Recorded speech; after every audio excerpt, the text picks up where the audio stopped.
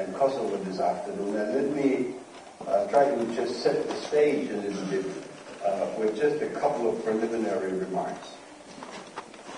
First, just before the two of you came in, we said goodbye to the preceding panel, which was the panel of Prime Minister Tsipras and Saev, who are using, for good reasons, this conference to celebrate their own magnificent diplomatic success story. So maybe one of the questions that you might wish to talk about is what is keeping you from celebrating the kind of success story that these two are now enjoying? Why is it so hard? And so that's just one preliminary remark. Second, I do want to sort of just frame the debate a little bit. As far as I'm concerned, I have been confronted with what I would call, if I may call it that, the Kosovo problem as it used to be as early as 1995, when I was the chief negotiator for the German government in the effort to end the conflict in Bosnia. The instructions I got from Chancellor Kohl and his government as I was traveling to Dayton, Ohio, the instructions were pretty clear. They included a number of issues, of course, pertaining to Bosnia and Herzegovina specifically, but they included the instructions to include the Kosovo issue in a settlement. Now, as history knows, and as all the experts presented here know, I failed in trying to put that problem on the agenda at the time, because not only was President Milosevic adamantly opposed to even discuss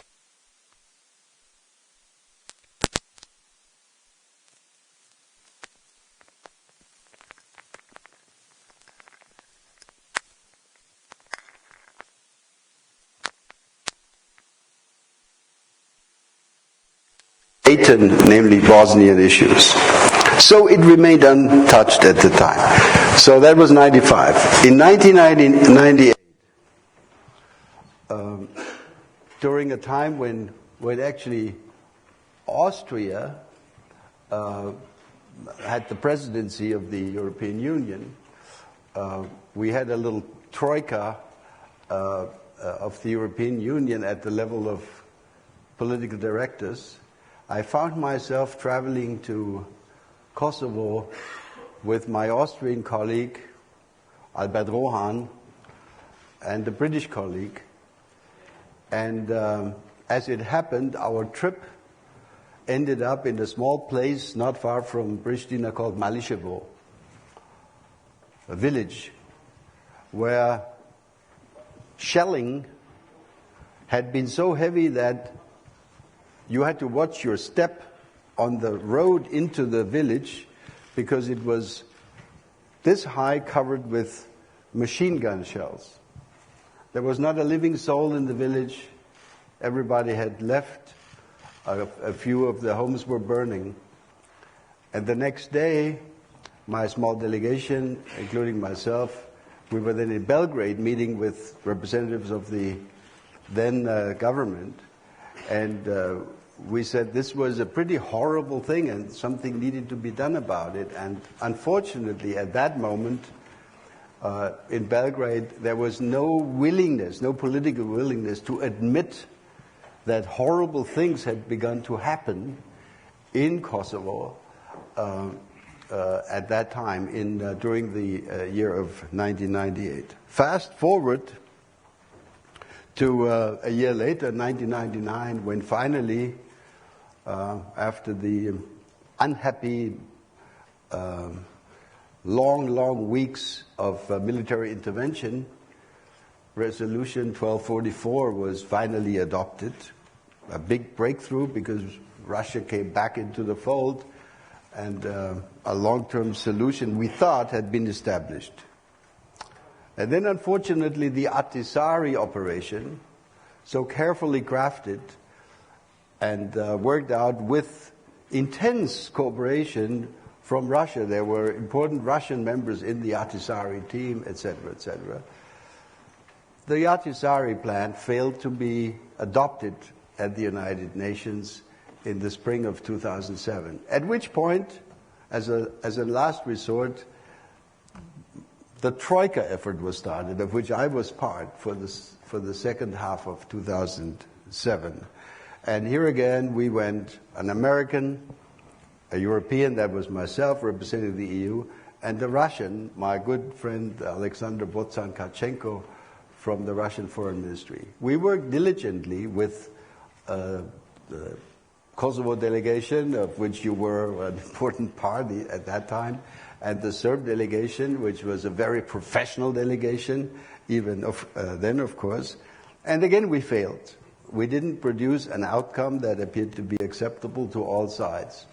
And then, of course, in February of 2008, Kosovo declared independence. And it is sad for me, having spent a lot of time of my own diplomatic work on this issue, that even today, even though there have been important steps forward, and there is no war going on, but even today, there are key issues remaining unresolved. And that's really why we're here.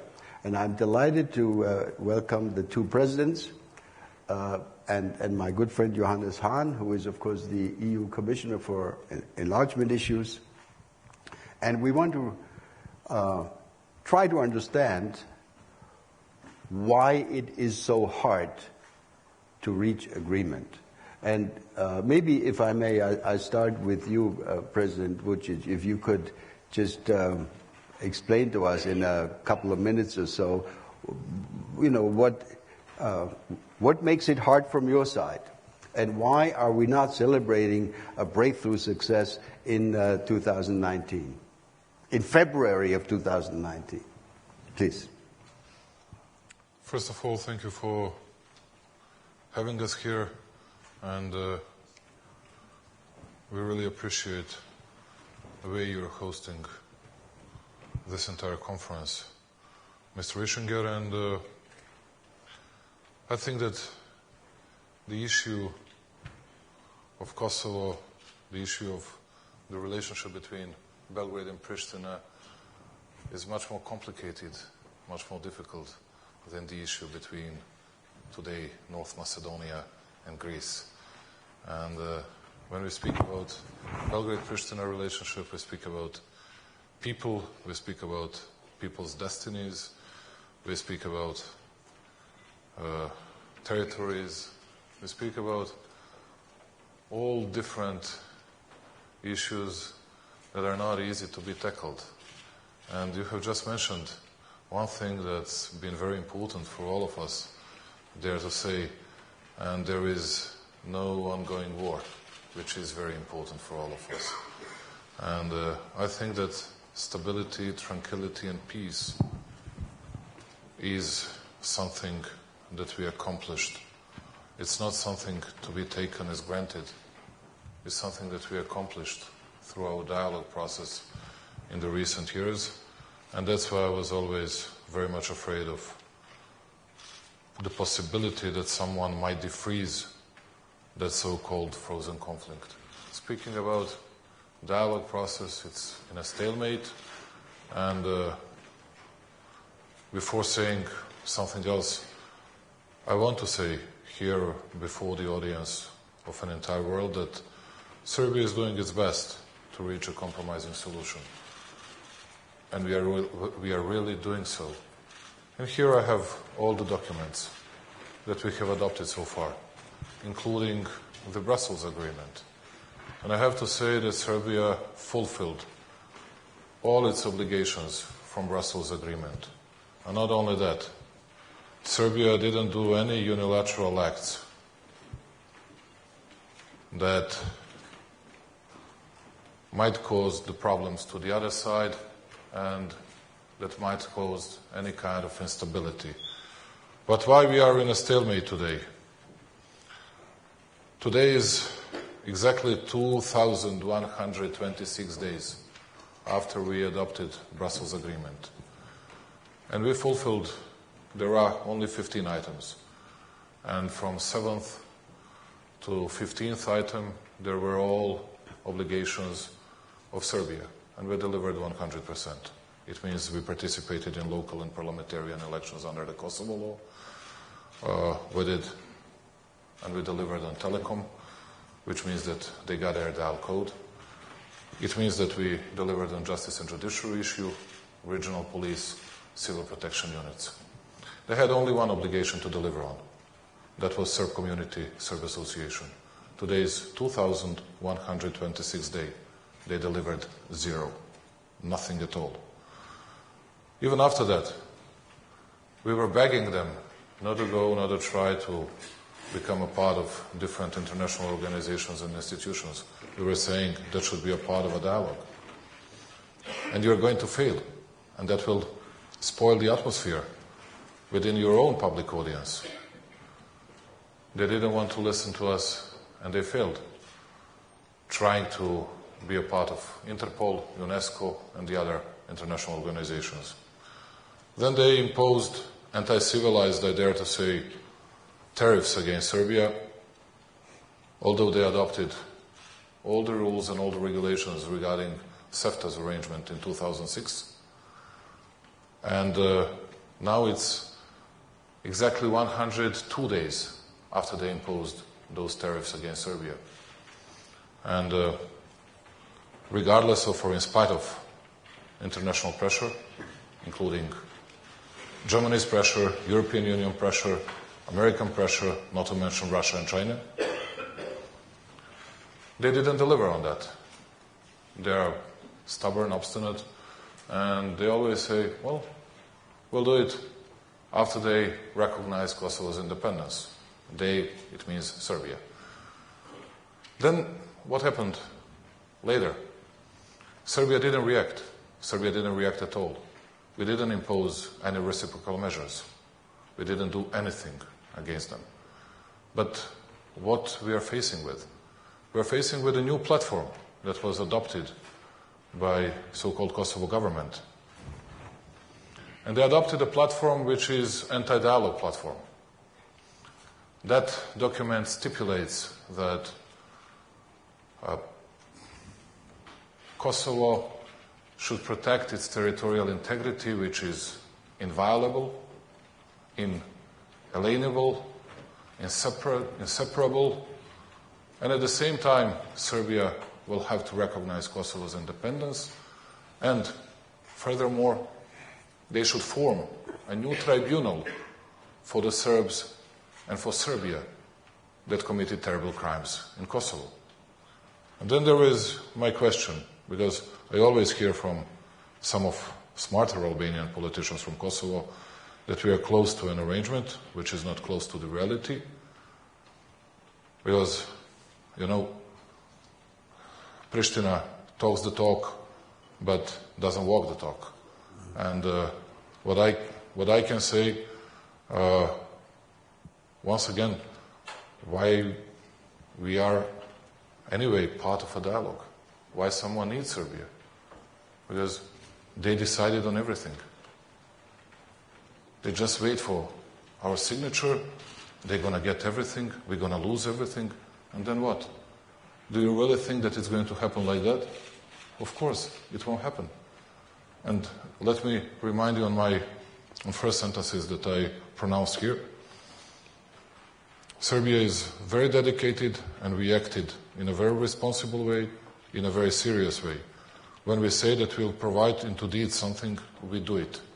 Which means when we signed that Brussels Agreement, I went to North Mitrovica. That was one out of two most difficult days that I've ever had. And I was booed by my own people, almost physically attacked by them, but had enough courage to say to them that peace became the most important issue for the Serbs, because we are not afraid of our economic future. We had a good growth rate, 4.4%. We're cutting and changing the trajectory of our public debt. Unemployment rate we cut from 26% to 11.3%. Everything goes well. Something that can put everything in jeopardy, it's our relationship with Pristina. And we'll be very keen resuming the dialogue process with Pristina, and we'll do our best to reach really a compromising solution. It cannot be, and it won't be, a capitulation of one side, in this case Serbian side. If they are willing to continue the real dialogue process, we are at disposal not only for European Union, but for the Albanians, for all Serbs and Serbians, because I think the most important issue is how we're going to develop Serb-Albanian relationship. It's not about European Union, it's not about US, it's about us, it's about our future. And that's what I was saying to Mr. Thaçi thousands of times. We are very much ready to continue the dialogue. We just wait for them, because I heard these kind of promises from their side for tens of times so far, that they will revoke their decision on tariffs. So far, it didn't happen. We are ready to carry on, and I am not that optimistic that you were, dear Mr. Ischinger, but if we work hard, if we work in a very diligent and dedicated way, I don't refuse the possibility of reaching a compromising solution. But today, we are unfortunately very far away from that. Thank you. Thank you for a frank description.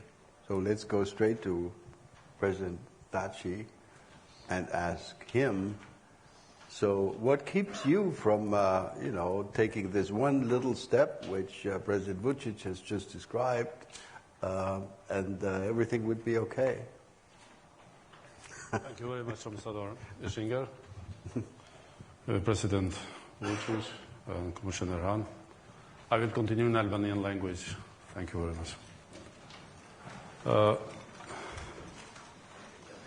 Just, Hashim, wait for a second, please.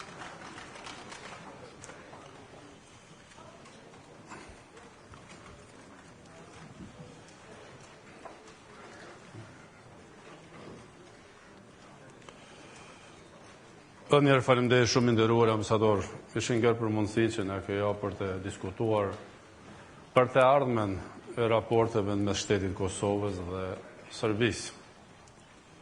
Për mua është hera e tretë që marr pjesë në panele të tilla dhe që të 3 herët për relacionet Kosovë-Serbi. Realisht, unë jam jashtëzakonisht impresionuar me marrëveshjen që kanë arritur Zaev dhe Sipiras, dhe mendoj se jo vetëm që kemi një problem me pak në Ballkanin Perëndimor, por është një hap i madh gjigant për paqen dhe stabilitetin në Ballkanin Perëndimor.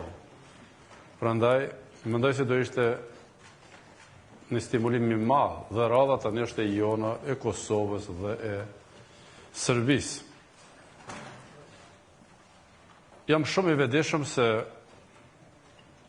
relacioni Kosovë-Serbi është me ndërlikuar, me komplikuar dhe natyrisht shumë i vështirë, sesa ai në mes të që kam pasur për diskutim çështjen e emrit Maqedonia dhe Greqia. Por është një problem shumë i vjetër Kosovë-Serbi dhe natyrisht për 100 vjet armiqësi, por edhe juve i kujtohet gjithëve kemi të bëjmë me një periudhë freskët të luftës që ka ndodhur në Kosovë në vitit 98-99. Unë sot kisha planifikuar që më tepër të koncentruam që nga fillimi për të ardhmen në relacioneve Prishtinë, Beograd apo Kosovë, Serbi, por megjithatë mbylli që të them disa gjëra dhe se përket Brukselit. Në vitin 2013 ne kemi arritur marrëveshjen e parë mes Kosovës dhe Serbisë në Bruksel, dhe mendoj se ka qenë sukses. Shumica atyre marrëveshjeve janë implementuar, natyrisht mbetet për të implementuar të tjera, por implementimi i marrëveshjeve bëhet vetëm atëherë kur natyrisht janë kushtetuese dhe ligjore. Prandaj edhe mesazhet që dëgjuan apo opinionet që dëgjuan me herët janë minimalisht të vërteta. Gjithashtu, ajo që duhet të koncentrohem më njëherë është tani ku jemi. Ne po kalojmë në një situatë të një konflikti të ngrirë, të një status quo që për Kosovën unë mendoj se paraqet regres, dhe do ishte jetike që të lëvizim përpara për gjetur një zgjidhje kreative që do të kuptonte vullosjen në Ballkanin Perëndimor për paqë dhe stabilitet, një marrëveshje mes Kosovës dhe Serbisë. Një marrëveshje që do të kuptonte një njohje reciproke dhe natyrisht antarësimin e Kosovës në Organizatën e Kombeve të Bashkuara. Zoti Vuçiq përmendi edhe gjëra të tjera në raport me Kosovën. Edhe në marrëveshjen e Brukselit ka qenë theksuar qartë që të mos pengohet angazhimi i Kosovës për antarësim në organizatat ndërkombëtare. Në fakt kemi pasur pengesa, secilit nga ju kujtohet edhe UNESCO, edhe Interpoli, edhe si produkt i saj ka qenë edhe reagimi se përket tarifës, që vazhdojmë me besu, që sa më shpejt që pezullohet, jepet mundësi dialogut, do ishte interes të dy palëve, popujve tanë, por në të njëjtën kohë nuk e lejohet askuj mi kushtëzu dialogun, sepse dialogu duhet zhvillohet pa kushtëzime. Nga viti 2013 deri më tani, për 100 herë kam pasur mundësi mi kushtëzu nga veprimet jo korrekte të Serbisë në raport me shtetin e Kosovës. Po kemi qenë gjithmonë gjeneroz që të punojmë të parafrohemi dhe të gjejmë mundësinë që të arrijmë marrëveshjen përfundimtare. Natyrisht se ka sfidat mes nesh, po ajo që është shumë e rëndësishme, komuniteti serb në Kosovë të mos shfrytëzohet vetëm për pojena politik nga shteti i Serbisë.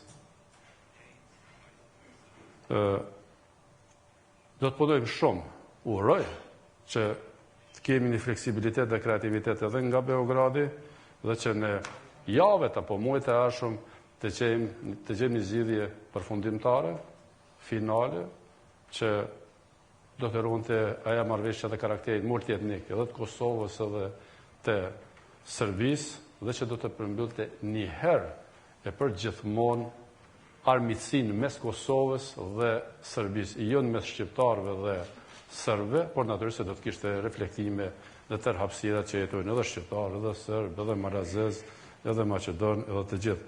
Kjo marrëveshje do të ndihmonte edhe më tepër paqen dhe stabilitetin në rajon, por lejoni të theksoj edhe diçka tjetër për në fjalën time hyrëse, pasi që është bërë mod nga autoritetet e Beogradit me përmend gjykatën e Kosovës, si kështu sigurimi, si në për tribunat e ndryshme, e theksoj se Kosova ka marrë përgjegjësinë e vet sa përket kësaj çështje, ka marrë vendimet e veta sa përket kësaj çështje së bashku me Bashkimin Evropian dhe Shtetet e Bashkuara të Amerikës, por secili sot pyet këtu dhe gjithë bota pyet kush u dënua për 13.500 civil serb të vrarë nga ushtria e Serbisë në Kosovë, apo për rreth 400 masakra kundër shqiptarëve në Kosovë nga shteti i Serbisë, apo për rreth 20.000 gra shqiptare të dhunuara në Kosovë nga aparati shtetëror i Serbisë.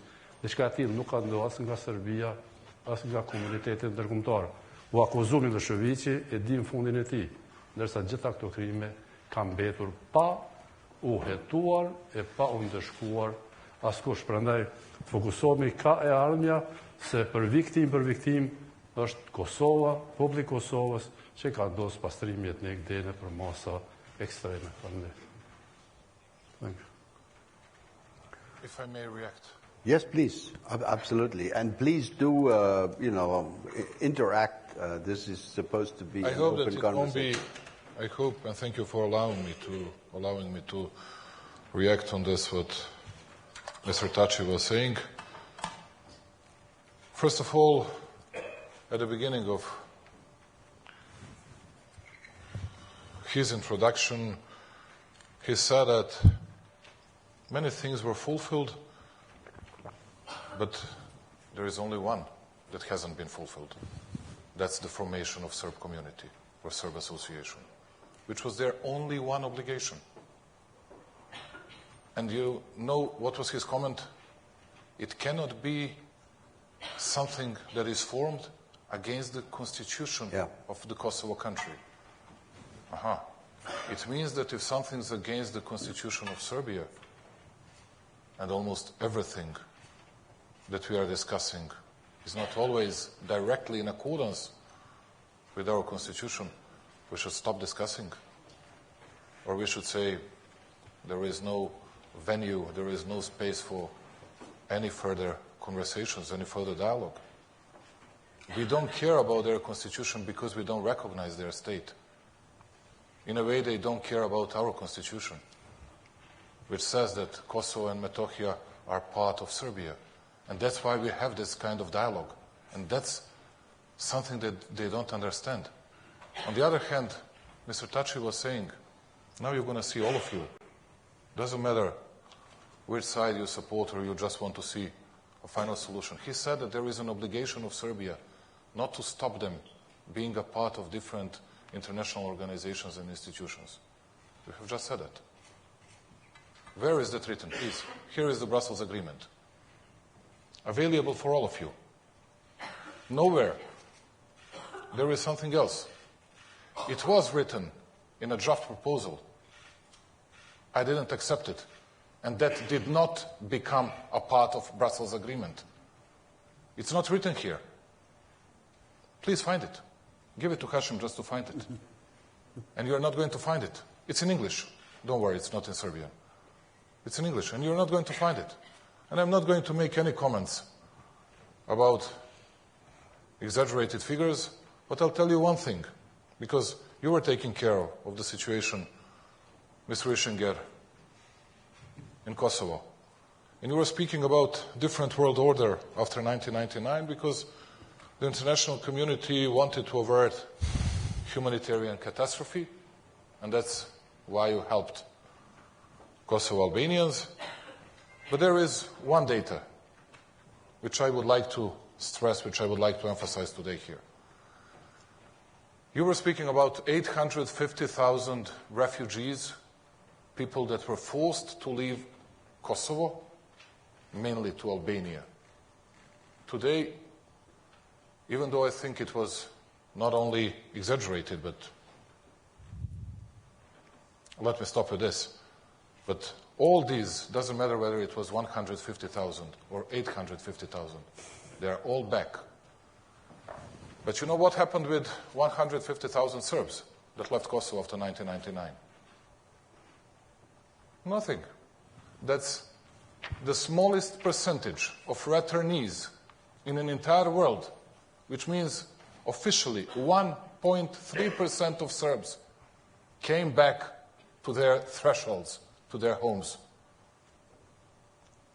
And when you speak about 1990s and atrocities done by one guys, I can speak for weeks about terrible atrocities committed against Serbian people.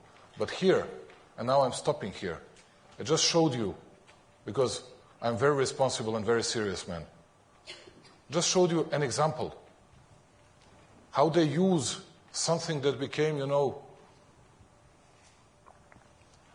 accepted by all international players, by all international stakeholders. Like you Serbs are doing your best to revoke recognition of Kosovo in many countries. Yes, we do. But they do everything to get recognized by all the other countries. And Madagascar is by far the best example. They attacked us and they said, you see those bloody Serbs, those crazy guys, they were working very hard to revoke recognition of Kosovo, and they went to Madagascar, to Antananarive. Yes, we did it. But you know what happened the year before that? During our dialogue process, they got recognition from Madagascar. When they were doing that, it was a proper way of delivering good results for the dialogue framework. When we did the same, it was a bloody, terrible move by those stupid Serbs, and that's it. What I'm speaking here about, it's double standard approach. You cannot say to me today, dear Mr. Ischinger, and doesn't matter that we disagree on many things. You know how much I appreciate you personally and respect you, and you know that we are very responsible, very serious, and very dedicated to this job, because I can tell you something. We want to preserve this kind of economic growth. We want to see a bigger and a better pace for Serbia's future. And we want to resolve our problems with Albanians once for all. And we really want to do so. And I know that Thaçi knows that. But we need to have a reliable partner. We need viable solutions. We need someone who will not play the role for international community only. We need to do it between ourselves and for ourselves. And to tell you the truth, I don't care what would be the reaction of that international partner or another international partner. It's about us. It's between us. If we'll be able to create that axis of peace between Serbs and Albanians, two biggest nations of the Western Balkans, that'll mean peace for next 100, 200 years. That's why we are ready to invest all our efforts.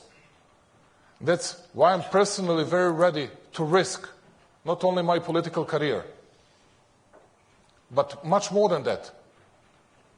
And Johannes knows that. Much more than that. Just to try to reach a possible agreement, but it has to be a compromising arrangement. It cannot be that one side gets everything, the other side loses everything.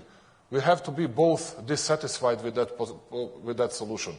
That would be a win-win situation. Sorry that I showed a bit of, not mine, but Serbia's frustration over this dialogue process. And when someone says someone is putting conditions, we're not putting conditions. We fulfilled everything from that Brussels agreement. They didn't do only one thing they had to do. And after that, they imposed tariffs against us. And we are losing 45 million euros per month. And we are still calm, doing nothing against them. There are no reciprocal measures against them.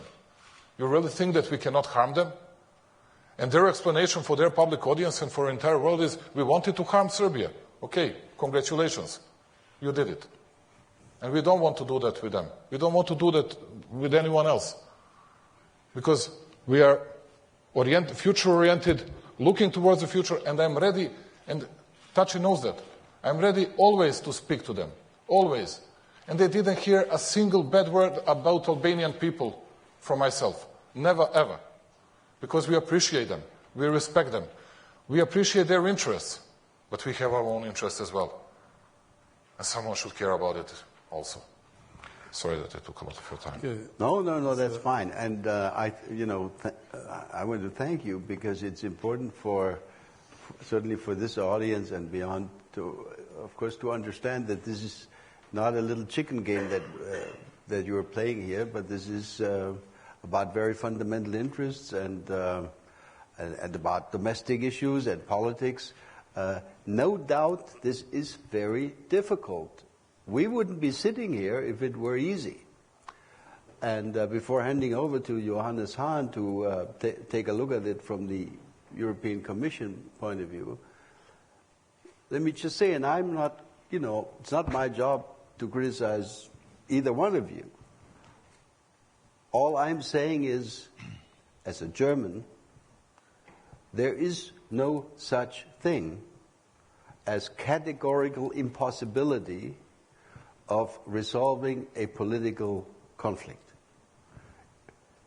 We learned this, fortunately, some 25 years ago, 28 years ago, when out of the blue, something happened to our nation which everybody had thought would never happen in our lifetime, the unification of Germany. So I have become a believer through that process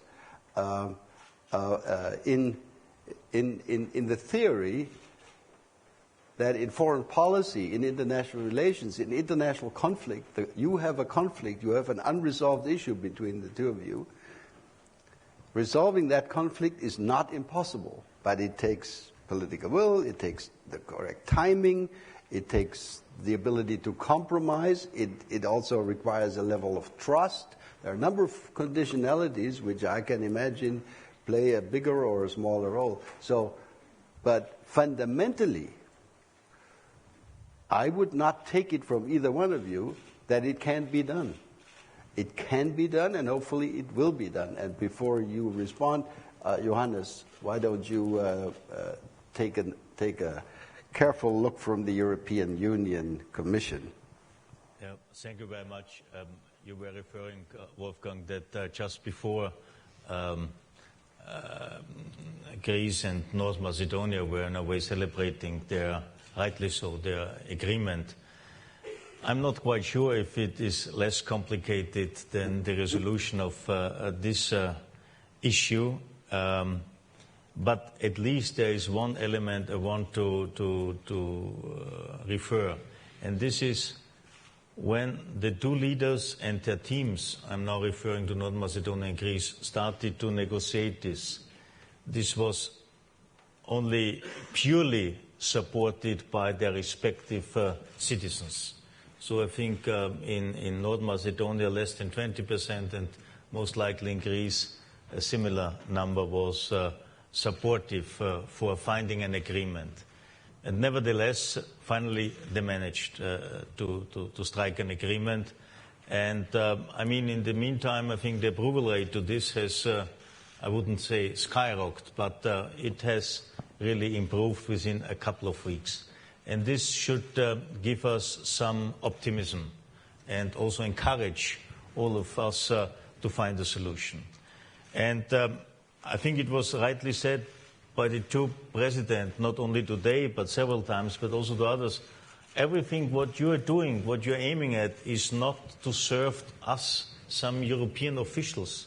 It's in the interest of your citizens.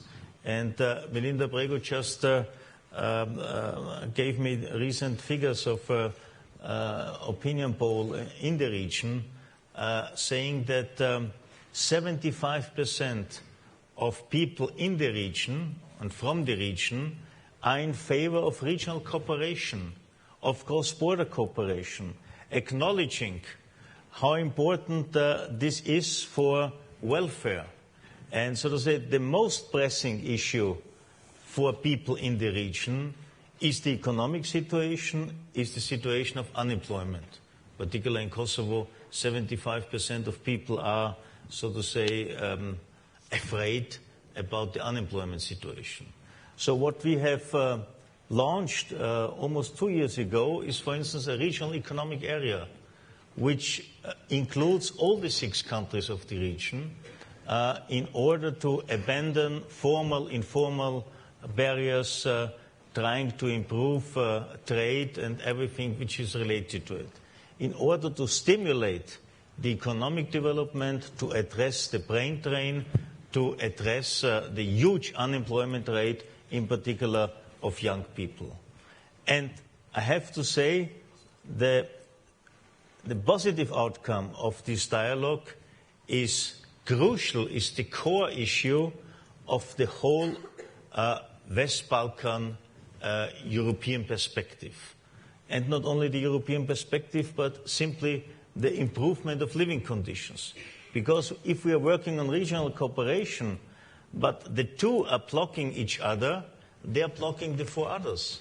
And therefore it has an impact on the situation of all of them, and finally on the stability of the region. And this is exactly what we are aiming at, to export stability in order to import instability. But mainly, and this is the reason for asking for the floor, it's about the interests of the people on the ground. And that's why I have participated in different panels together with the two and also others on this subject. There were sometimes moments where it was more optimistic than maybe today, but I'm nevertheless grateful for the continuing commitment to work on a solution. And the second thing is, I think it's not only high time, it's more than that, and it's now, even it doesn't sound and look like, a window of opportunity to strike very soon a deal, and I hope this is not any kind of indication, to strike very soon, because energy changes and switches are part of our discussions. But we should try to strike a deal as soon as possible. May I say, till the end of the mandate of the current Commission, because then there is a new crew. You never know who and how and so until everybody is familiar with it. And if we are losing time, we are losing momentum, and we are losing, so to say, support by your citizens, but also by member states. And therefore, I only urge you to work on a constructive solution. As President Vuçiq rightly said, it's about a compromise, and the compromise is always something where both parts have to give in order to have finally more.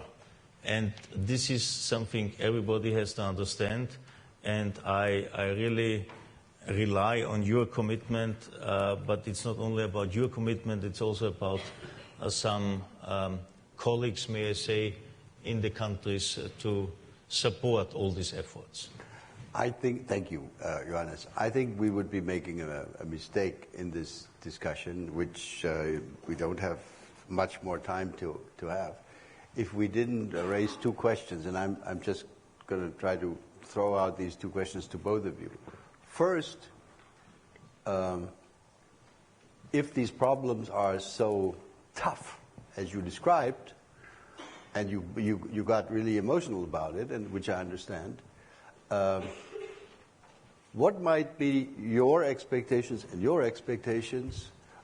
Do we have different expectations as far as we, the EU, or other actors?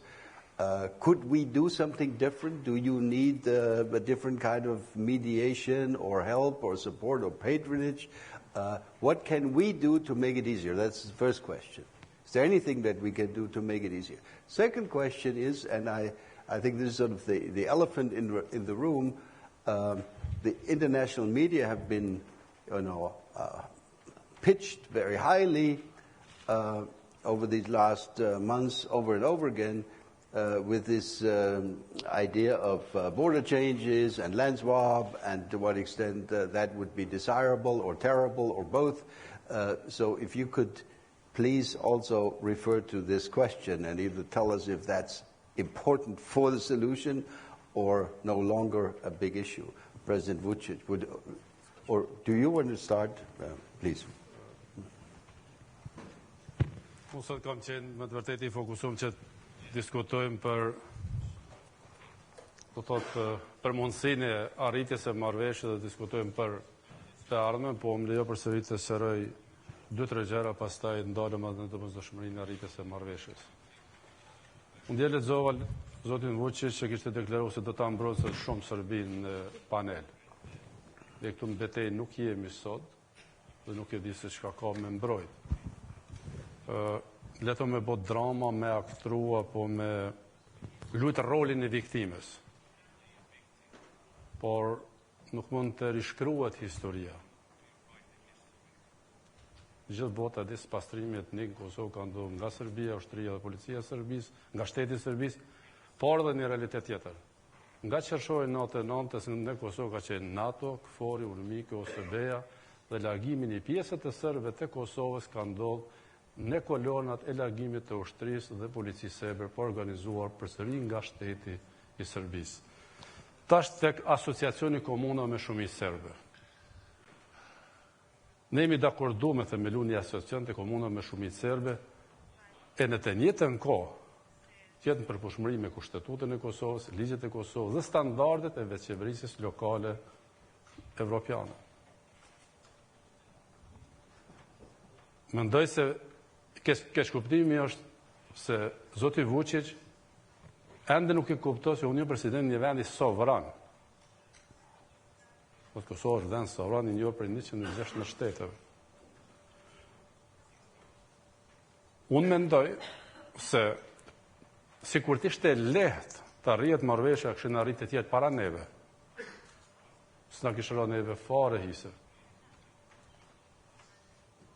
Por përsëri shpresoj se do të jetë shumë vështirë marrit marrëveshja, pothuajse e pamundur, për shkak se armiqësia shumë e madhe, po mba shpresa që mund të arrijmë. Pse mba shpresa?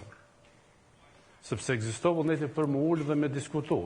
Spaku, zoti Vuçiq do në diskutojmë, flasim, kundërshtarët e paqes, stabilitetit, marrëveshjeve, kanë shku aq larg në Beograd e Prishtinë sa propozojnë ndërtimin e murit Kosovë-Serbi për gjatë territorit. Ne mund kemi dallime dhe kemi dallime të mëdha, po s'paku po flasim. Prandaj ne kemi shprehë dëshirën të ulemi, diskutojmë dhe realisht dhe të arrijmë marrëveshje përfundimtare. Jo të përkohshme. Dhe theksoj që në kupton njohjen e Kosovës e edhe antarësimin e Kosovës në OKB. Por e di gjithashtu se nuk do të jetë dhurat nga Beogradi njohja e Kosovës dhe antarësimi i Kosovës në OKB. Gjithashtu e di si duhet jetë një kompromis.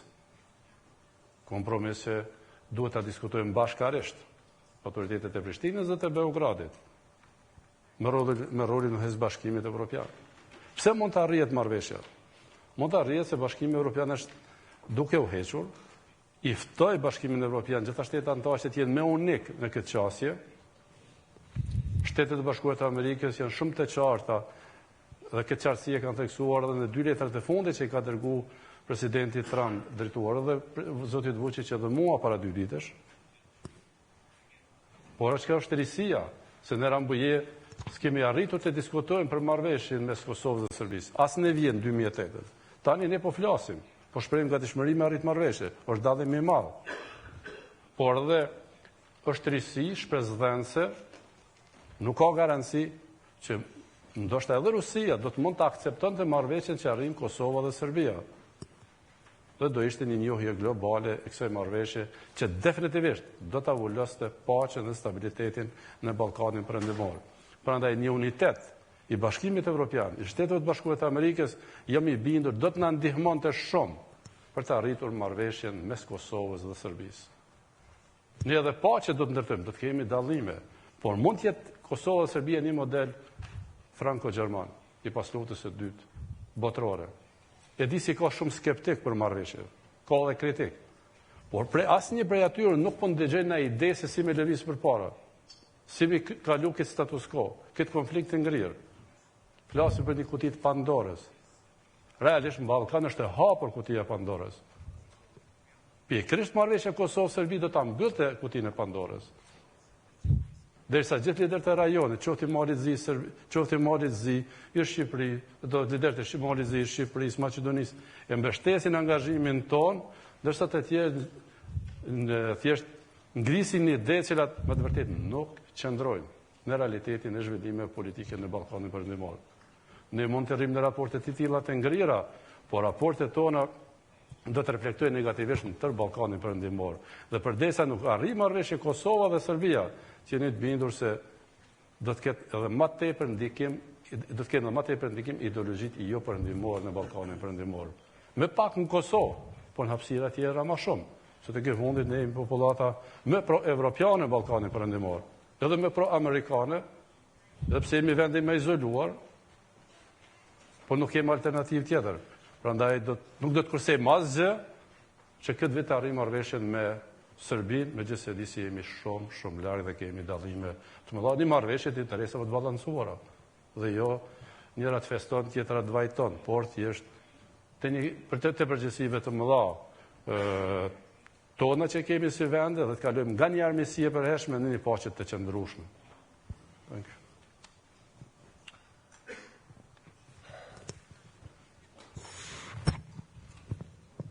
I won't refer too much to Mr. Thaçi's words on our past, not because I have nothing to say about it, but because I really think that your questions were, and our responses to your questions.